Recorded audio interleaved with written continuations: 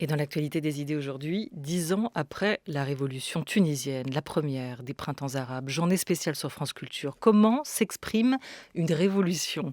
De Syrie au Liban, quelles traces reste-t-il de ces soulèvements populaires, de cette contestation par la rue? Ils ont collecté des slogans et des images. Avec nous tout d'abord la graphiste syrienne Sana Yazigi. Au sein de Creative Memory, c'est le nom de la plateforme en ligne à travers ce projet, donc mémoire créative de la révolution syrienne.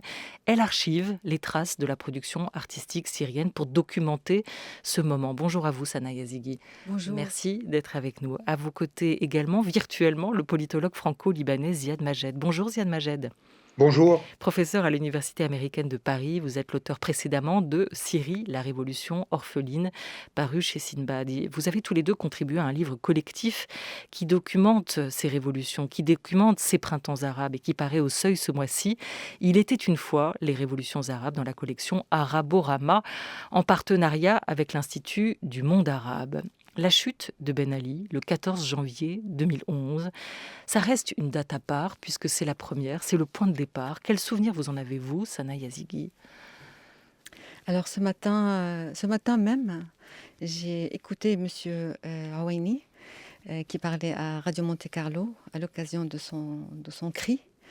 Et d'abord, je le salue. Et deuxièmement, durant son intervention, il a dit ce qui s'est passé est ineffaçable.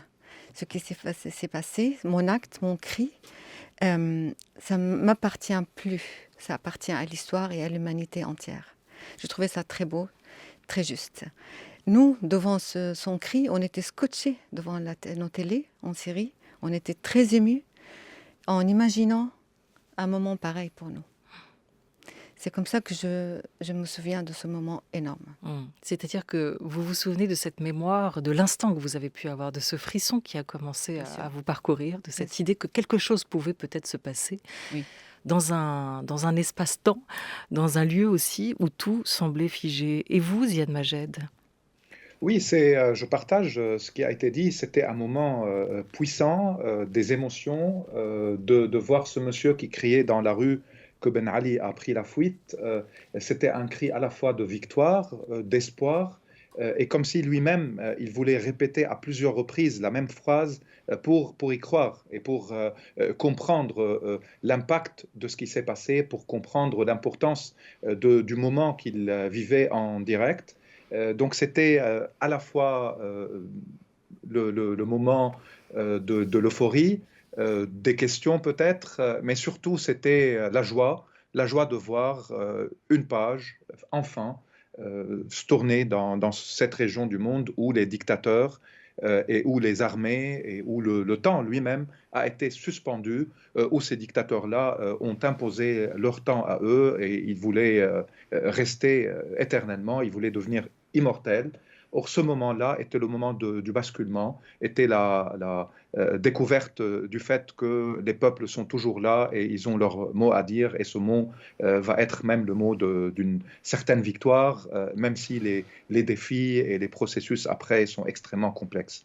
Alors, le premier président à tomber, ce mois de janvier 2011, ce sera donc le président tunisien Ben Ali. Vous diriez que ce moment, cette contestation, Ziad Majed, a servi, on l'entendait à travers vos mots, hein, à la fois de révélateur, mais aussi d'accélérateur dans la région?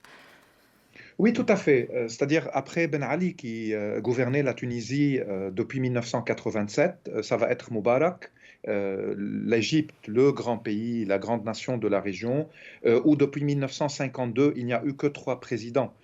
Ça vous montre à quel point ces présidents-là essayaient de tout confisquer, de tout contrôler. Et donc, ça va être la chute de Moubarak, qui est au pouvoir depuis 1981. Le Yémen va suivre, puis la Libye, où le dictateur était depuis 1969, le Bahreïn également, et enfin la Syrie, qui était peut-être la surprise de la grande majorité des Arabes, mais peut-être aussi des Syriens eux-mêmes et elles-mêmes, puisque la dictature là-bas, elle a d'autres caractéristiques, elle est beaucoup plus violente. Donc c'est vrai que ce moment tunisien va accélérer l'histoire dans la région, et on va voir de plus en plus de soulèvements populaires et de plus en plus de volonté et de détermination chez des sociétés qui étaient, je ne veux pas dire endormi pendant longtemps parce que la résistance et la résilience ont toujours existé, mais qui souffraient quand même et sur lesquels la peur, la violence s'abattaient régulièrement. Donc ça va être le début d'un réveil et d'un processus révolutionnaire qui se poursuit malgré tous les échecs et malgré tous les défis, encore une fois. Et qui s'est poursuivi des années après. Vous y revenez et on en reparlera, Ziad Majed, parce que ce temps-là, cette année-là, 2011, elle a trouvé une suite en 2019 avec le Soudan et l'Algérie. D'ailleurs, beaucoup d'Algériens disaient exactement comme vous à l'instant que le peuple algérien n'était pas endormi, qu'il y avait une colère sourde qui était là et qui s'est simplement, elle, réveillée. Sana Yazigui, de quand date la première manifestation, le premier moment où les gens descendent dans la rue en Syrie? Alors, il y a eu plusieurs moments. C'est vrai qu'on se rappelle toujours de la grande manifestation à Daraa, qui est le 18 mars 2011, mais il y avait évidemment pas mal de mouvements précédents cette date-là, notamment à Damas même, où on a commencé une première protestation le 14 février. Et en ce 14 février, tout a commencé par une humiliation à un jeune homme par un policier corrompu qui l'a giflé dans un rue commerciale, dans un quartier commercial au cœur de Damas. C'est là où, en quelques minutes, on a eu 1500 personnes dans la rue criant « Le peuple syrien ne doit pas être humilié ». Et moi, dans mon intervention, j'aimerais bien qu'on s'arrête sur les mots et non pas sur les slogans. Parce que les slogans peuvent être faux, peut-être, peuvent être mal faits, peuvent se transformer en programme politique. Mais les mots, c'est tout autre chose. Les mots, c'est nous. Ça décrit ce qu'on vit, de quoi il s'agit, de quoi on souffrait toutes ces années-là. Alors on y va, on y retourne en mots, de la place Tahrir au Caire à l'avenue Bourguiba à Tunis, on y retourne.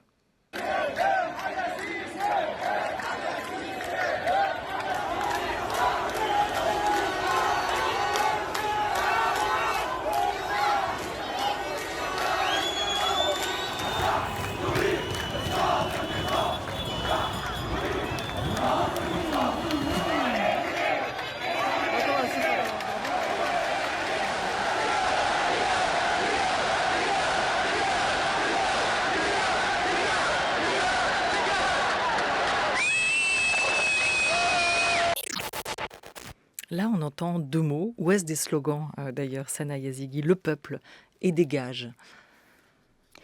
Alors, c'est vrai que quand on dit dégage, c'est là où on demande politiquement, c'est une réclamation très claire. C'est là où ça peut être un slogan. Ça peut être une revendication aussi. Revendication, exactement. Mais quand on dit à Bachar al-Assad, celui qui tue son peuple est un traître, ça, c'est pas un slogan. On s'adresse à lui par nos propres mots. Et ça, c'est très important. Quand on dit liberté, c'est pas un slogan. Azadi, comme on l'a dit aussi en kurde, parce qu'on est kurde et arabe en Syrie. Ces mots, ce sont des mots qui reflètent nos pensées, qui reflètent nos aspirations. Tandis que les slogans qui réunissent aussi. Les mots peuvent réunir tous les Syriens. La demande d'une liberté, d'une vie juste, d'un pays normal, ça c'est la demande de tous les Syriens. Or, quand on réclame par exemple la chute de régime, ça peut être, on peut être divisé là-dedans. Là, on peut avoir deux programmes, deux façons de faire. Et là, ça c'est un peu la politique, même si on était très naïf en politique. Mais les slogans, moi je me rends compte que les slogans peuvent diviser, or les mots ne divisent, je crois, jamais. Ils rassemblent. Vous avez justement, vous, Ziad Majed, dans cette contribution, dans ce livre, Il était une fois les révolutions arabes, recensé ces mots révolutionnaires, ce lexique, et vous racontez que tout a commencé avec un slogan, pour le coup, composé de 4 mots, et que l'on pourrait traduire ainsi: le peuple veut faire chuter le régime. Al-Shahab Yorid Iskat al-Nidam. Ces mots-là, ces 4 mots qui composent ce slogan, ce sont des mots qui défient, à vos yeux, qui ont défié le régime, la peur. Oui, tout à fait. Moi, je pense qu'au début, il y a eu une traduction française qui stipulait que le peuple veut la chute du régime. Or, la traduction exacte, c'est le peuple veut faire chuter le régime, c'est-à-dire il y a un acte là que le peuple s'approprie, il y a une volonté de tourner une page.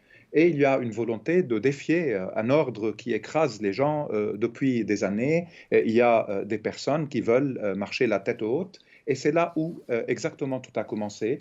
Nous avons connu dans le monde arabe, dans la région en général, énormément de coups d'État militaires qui, à chaque fois, ramenaient une élite gouvernée, prétendant représenter ce peuple. Des idéologies ont confisqué ce peuple, des slogans ont confisqué ce peuple, sauf que cette fois, c'est le peuple lui-même qui parle directement. Il essaye d'occuper à la fois l'espace public, essaye d'occuper le temps politique et essaye de dire que c'est ma volonté finalement qui va s'imposer. Et c'est là l'acte révolutionnaire, c'est la naissance d'un nouveau concept dans la région qui est basé au niveau de cette volonté populaire qu'on va voir à Tunis, au Caire, à Damas, à Daraa, à Alep, à Sanaa, à Manama, à Tripoli et plus tard, évidemment, à Alger, à Oran, Beyrouth, Tripoli du Levant, de même qu'à Bagdad et Khartoum. Donc, c'est ces mots-là qui vont voyager et cette volonté du peuple qui va essayer à chaque fois de s'articuler autour des manifestations, des sit-ins, de l'explosion artistique, de la fin de l'autocensure et pas seulement de la défiance de la censure qui était imposée. Et donc, je pense qu'il y a un basculement à ce niveau et un début de peut-être de quelque chose qui reste à définir. Et ça va prendre encore plus de temps pour pouvoir tout analyser, tout digérer, tout comprendre, parce que c'était des années extrêmement chargées, Et tout non archiver et seulement tout au niveau collecter, de hein. l'espoir, mais Ouais. même au niveau de la Ouais. douleur et des souffrances. Et de tout collecter et de tout documenter comme le fait au quotidien Sana Yazigi depuis toutes ces années. Vous dites l'un et l'autre quelque chose qui est vraiment très intéressant, c'est que tous ces mots, et on dit bien les mots, hein, peuple, liberté que vous évoquiez par exemple Sana Yazigi, sont universels. Et c'est ça la force aussi de ce lexique qui a apparu durant cette révolution. Vous l'écrivez à votre tour, Ziad Majed. En 2011, puis en 2019, au Soudan et en Algérie, des mots sont devenus les moteurs de la colère, de la contestation, de la mobilisation et de l'espoir. Ils ont créé un univers sans frontières finalement. Hein. Oui, Sana Yazigi. et moi, j'ai peut-être un petit commentaire sur cette phrase-là. Le peuple veut. Moi, je m'arrête sur ces premiers mots. Le peuple veut. Veut faire chuter le régime dans ce Le slogan veut. qu'on raconte. Le fait qu'on dise le peuple veut, ça veut dire qu'on existe et on veut quelque chose. Après, qu'est-ce qu'on veut? Comment on va transformer nos réclamations? Ça, c'est à discuter, à revoir, à réviser. Mais quand on dit le peuple veut, et d'ailleurs, c'est un titre aussi d'un livre, très beau livre de Gilbert Achar, qui s'appelle Le peuple veut, tout court. Et ça résume beaucoup de choses. Ça résume aussi le sens de ces mots-là au-delà des slogans et des réclamations politiques claires. Parce qu'on a manqué tout au long d'une vision politique très claire et d'action politique très claire. Et ça, c'est vite parti ou enfui de nos mains. Quand est-ce qu'on a commencé à parler, Ziad Majed, alors je ne sais pas si je le prononce bien, de Tawra, c'est ça? Tawra, révolution en arabe? Oui. Dès le début, en fait, à partir de 2011, on a au début évoqué plutôt le terme soulèvement ou intifada en arabe, mais avec la chute de Ben Ali et avec les millions de personnes dans les rues du Caire et d'Alexandrie et d'autres villes égyptiennes, le terme thawra s'est imposé en tant que peut-être une description de ce qui se passait et qui va au-delà de l'idée du soulèvement, qui veut changer radicalement les choses, qui veut imposer par la volonté du peuple un changement de régime, la chute du régime, etc. Donc on a commencé à évoquer ce terme après. Certains n'étaient pas tout à fait d'accord parce qu'ils considèrent que le processus révolutionnaire nécessite également un parti qui dirige ou bien une élite politique qui dirige. Sauf que ces révolutions-là, en 2010-2011, comme en 2019-2020, n'avaient pas de leader. n'avait pas un seul groupe qui dirigeait, c'est plutôt le retour à la politique, le retour aux politiques même, et c'est la recherche du temps perdu qui se faisait d'une manière collective, avec une nouvelle mentalité, avec de nouvelles aspirations, et avec une nouvelle génération qui ne coupe pas avec l'histoire et les accumulations des expériences par les anciennes générations de la région, mais qui, à son tour, et avec ses propres moyens et avec son expression à elle, voulait montrer que les choses bougent, changent, que les effets démographiques, culturels, les outils de communication, les réseaux sociaux, les médias, on les maîtrise et on les transforme en armes de combat, tels les téléphones portables, tel Facebook, tel Twitter, tel Instagram. On documente directement, on arrive à contourner la censure à partir de nos médias citoyens. Donc il y a eu toute cette, je veux dire, explosion à la fois culturelle, artistique, de l'expression, de l'humour, détruire le sérieux des dictateurs à partir de l'humour, c'était aussi une arme de résistance et de défiance. Voilà, et l'humour passe Donc, par les mots et par les sourires. Juste Sana Yazigui, exactement. une réaction sur ce mot de Saoura, de révolution.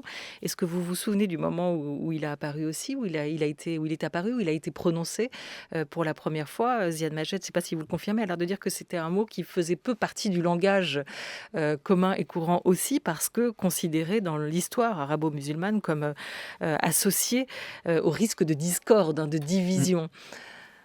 Révolution pour vous, Sana Oui. Yazigui. D'abord, pourquoi vous dites arabo-musulmane? Ça, c'est ce qui est écrit par Ziad Majed, Ah, qui dit d'accord. que Oui, tout à dans fait. l'histoire, pardon Ziad, je ne veux pas vous extrapoler, Oui, oui, dans expliquez-nous. l'histoire, tout à fait. On l'appelle l'histoire arabo-musulmane. Voilà. D'accord, d'accord. Que ce terme-là était rarement utilisé et qu'il évoquait une idée de discorde. Je sais pas. Nous, en tout cas, quand on voyait les révolutions, les toutes révolutions arabes autour de nous, on pensait faire la même chose. Donc, on ne s'arrêtait pas sur la différenciation, si vous voulez, entre protestation ou révolution. En tout cas, on ne pensait pas que ça allait nous arriver. Et quand on a commencé donc les premiers mouvements à Damas, même puis suivis par la grande explosion à Daraa, c'est là où on a utilisé les mêmes termes, la révolution. Et donc ça a été aussi propagé et aussi utilisé par tous les Syriens. Donc il y avait les pro-révolution et les anti-révolution. Et après, il y avait les discussions, les analyses qui disaient non, c'est pas révolution, c'est autre chose, c'est protestation. Pour moi, en tout cas, je ne parle ni en tant que spécialiste, si vous voulez, dans les domaines histoire ou politique, mais en tant que citoyenne. C'est vrai que demander un renversement du régime, c'est une révolution. Un tel changement nécessite une révolution, donc un secouement. Il faut renverser toute la table. Il ne suffit pas de s'indigner et de dire voilà nos réclamations. Et c'est vrai, quand on a commencé, on ne pensait pas à faire chuter le régime, même à Daraa. Au départ, c'était des réclamations politiques qui épargnaient Bachar el-Assad. On voulait, par exemple, la condamnation de gouverneur de Daraa, qui a humilié les parents des enfants arrêtés, les enfants qui ont fait les graffitis à Daraa. Donc au départ, on a réclamé donc de juger ce gouverneur. Après, on a rajouté des réclamations économiques et sociales jusqu'à ce que le régime tire sur les manifestants. C'est là où on a demandé que le régime dégage. Vous êtes graphiste, Sana Yazigui. On parle des mots, mais c'est important d'imaginer aussi le geste artistique qui a pu y avoir derrière, qui est autant un geste politique.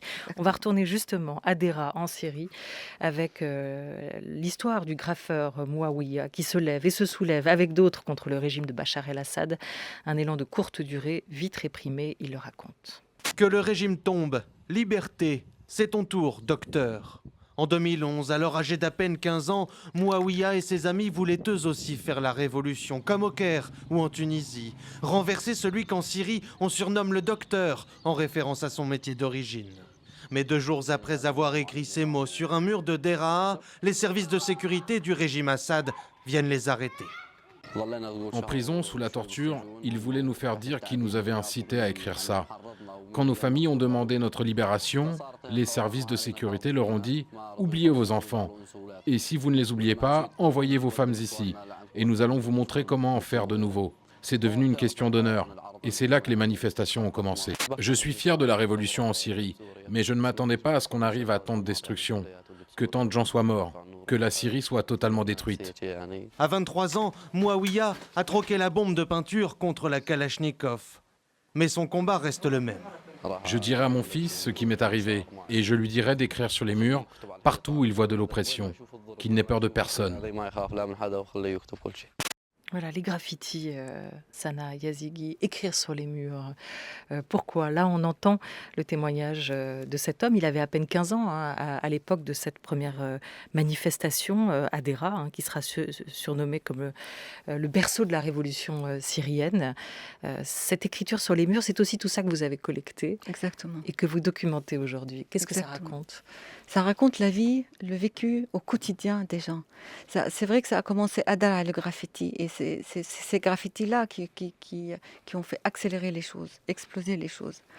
Mais tout au long des années, les graffitis étaient partout en Syrie. Notamment dans une petite ville à Idlib, qu'on connaissait même pas nous, les Syriens, qui s'appelait Saraqib. Et à Saraqib, qui était loin du centre de pouvoir, donc difficile à contrôler, c'est là où au quotidien les gens ont écrit sur les murs et qui ont appelé ces murs comme le cahier intime des Syriens. Donc ils écrivaient ces mots pour s'exprimer, mais pour aussi représenter tous les Syriens. Et cet art, si on veut l'appeler art, était inédit. Parce que pour nous, on n'osait pas parler. Alors, écrire sur les murs, c'était Écrire ou quelque chose... dessiner dans l'espace public. Exactement, ça C'était- c'est récupérer l'espace Ouais. public Ouais. comme l'a dit Ziad. Mm. Donc c'était ça les actes qui ont présenté ce fait de s'approprier le lieu public. Et vous dites c'est un art populaire, hein, C'est un art par populaire. excellence aussi. Exactement. Et qu'en Syrie, ces graffitis, ces banderoles sont devenus, vous l'évoquiez, le journal intime des citoyens. C'est-à-dire que ce geste artistique, politique, va aussi faire mémoire. Et ça, c'est très important. C'est la mémoire, dites-vous, d'une expression. Oui. L'expression d'une colère, l'expression d'une revendication. Exactement. d'une C'est la aspiration. libération des mots. Mm. Nous, quand on s'est explosé, on a libéré nos mots. Après, les mots se sont évidemment développés au fil du temps. Mais ce qui était très important, c'est comment on s'est exprimé ces mots. Ces mots, on les a transformés en chants, en images, en photographies, en films de cinéma, en vidéo, en théâtre de marionnettes, en tout type de créativité. On a transformé ces mots en art. Et cet art a été pratiqué par des artistes connus et émergents, et nouveaux artistes, mais aussi par tout le monde. Moi, j'ai connu une jeune fille dans un quartier conservateur qui faisait des graffitis au cœur de Damas. Et quand je lui ai demandé comment tu oses, comment tu peux faire ça, elle me dit mais moi j'observe très bien la police et je choisis mon moment et je cours écrire le mot liberté et je reviens chez moi. Et c'est très facile. Il n'y a pas plus facile que ça. Donc au moment même de prendre les choses en main, c'est vrai qu'on ne sent plus la peur dans laquelle on a tous vécu pendant 50 ans. Il faut bien rappeler que la Syrie vit dans cette peur et humiliation depuis 50 ans, depuis l'arrivée de Assad père en Syrie. Et on voit d'ailleurs l'évolution de ce ton à la fois et de vos espoirs, hein, parce que de cette première manifestation que vous racontez en 2012, protégée alors par l'armée libre, où vous étiez, on dansait, on chantait, il y avait des banderoles, des tambours et des danses, il y avait de la joie, dites-vous, et surtout un sentiment inconnu jusqu'ici, la liberté. Alors tout ça s'est un petit peu effiloché, et puis petit à petit, la peur a commencé à regagner aussi les manifestants. Vous montrez cette autre image parmi toutes celles que vous avez collectées dans la mosquée des Omeyyades à Damas, une manifestation en mars 2011, je crois, un homme, des mots écrits dans la paume de ses mains, et sur l'une de ses mains, on peut lire non à la violence, sur l'autre, il y a écrit oui à la liberté. Il y a eu les murs, mais il y a eu aussi ces mains qu'on peut exposer, brandir, mais aussi ranger, des gestes éphémères. Tout ça, c'est autant de symboles. Alors on se demande si aujourd'hui encore les murs ont gardé les traces de ces soulèvements. Est-ce que tout a été effacé? Presque tout. Presque tout, oui. En tout cas, dans toutes les villes qui ont été récupérées encore par le régime. Et il faut dire que le régime efface très vite. C'était pour lui une menace. Il faut dire à quel point les mots ont eu un impact énorme sur ce régime-là. Et parce qu'on se demandait, mais qu'est-ce que ça fait, un petit mot sur un mur? Pour nous, on ne réalisait pas encore la force de nos mots. Or, le régime, tout de suite, il a senti la menace. Ouais. Et donc, il a arrêté et tué avant tout et d'abord ceux qui faisaient les graffitis et ceux qui ont pris les actes pacifiques. Donc, tout d'abord pour lui, tous qui réfléchissent, qui prennent des actes pacifiques, il faut les éliminer. Voilà. Et ces mots ont traversé les frontières, on l'évoquait. Ces mots perçus aussi comme une menace ont été effacés. La révolution orpheline, Ziad Majed, c'était le titre de votre ouvrage concernant la Syrie. Orpheline aussi de ces slogans, de ces mots sortis, revendiqués et brandis à cet instant. Je voulais quand même qu'on garde un peu de temps sur le Liban ensemble, parce que vous y vivez, vous, aujourd'hui, Sana Yazighi, vous êtes originaire de là-bas aussi, Ziad Majed, vous concernant, et le Liban est le dernier pays où cette foule s'est levée pour contester à la fois le système confessionnel en place et demander la chute d'un gouvernement. On était à l'automne 2019, on retourne au Liban avec un extrait du documentaire Le Cèdre d'octobre de Salim Saab.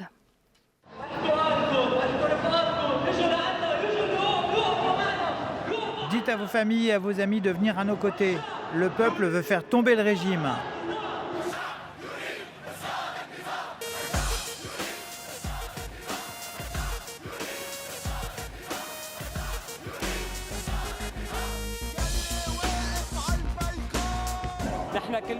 Chacun d'entre nous ici est descendu pour pleurer, crier, insulter, rire, s'amuser, détester, aimer. C'est la première fois qu'on s'exprime tous ensemble comme si c'était une thérapie.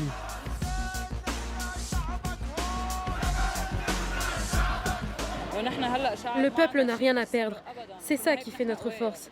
Eux, ils ont tout à perdre. Eux, leurs enfants, leurs petits-enfants. C'est pour ça qu'ils ont peur. Mais nous, on n'a peur de rien. Ziad Majed, est-ce qu'à Beyrouth, ou dans le Liban d'ailleurs tout entier, vous avez retrouvé les mêmes mots? Est-ce qu'on peut dire aujourd'hui qu'on peut confisquer une révolution, qu'elle peut avorter, mais on ne peut pas confisquer son expression? C'est ce qui est arrivé? Oui, on peut certainement dire ça.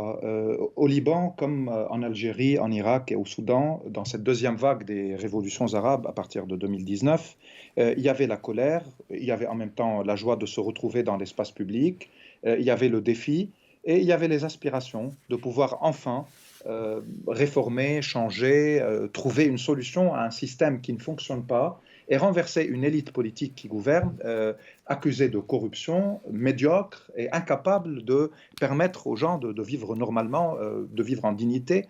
Mais il y a une différence, par contre, s'agissant du Liban, c'est qu'il n'y avait pas la peur qui existait dans d'autres pays arabes, notamment en Syrie, qu'il n'y a pas une tradition de coup d'État militaire ou de violence ou de barbarie dans la répression.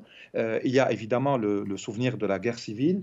Et il y a une nouvelle génération, encore une fois, qui, à travers l'humour, à travers les mots, mais à travers les insultes aussi, et ça c'était peut-être la contribution de certains Libanais et de Libanaises de plus par rapport au lexique, c'est d'insulter les politiques un par un, commençant par le président de la République, le Premier ministre, le chef du Parlement et les autres. Et la foule fait face plutôt à la résilience d'un système et surtout d'une classe politique au pouvoir, protégée par un parti puissant et armé et qui a toujours préservé sa légitimité populaire, c'est-à-dire le Hezbollah, dans un système tout à fait différent aussi des systèmes politiques arabes, où il y a des élections, où il y a des libertés d'expression, mais où l'élite politique elle-même ne se renouvelle pas parce que la loi électorale lui est favorable, parce que le clientélisme confessionnel lui est favorable, et parce qu'elle détient les clés du pouvoir et elle a aussi son alliance avec les autorités religieuses de toutes les communautés. Et donc, c'était un contexte différent, mais quand même, on a vécu des moments qui étaient pleins, chargés d'espoir, pleins de volonté de pouvoir enfin changer les choses et réformer ce système agonisant.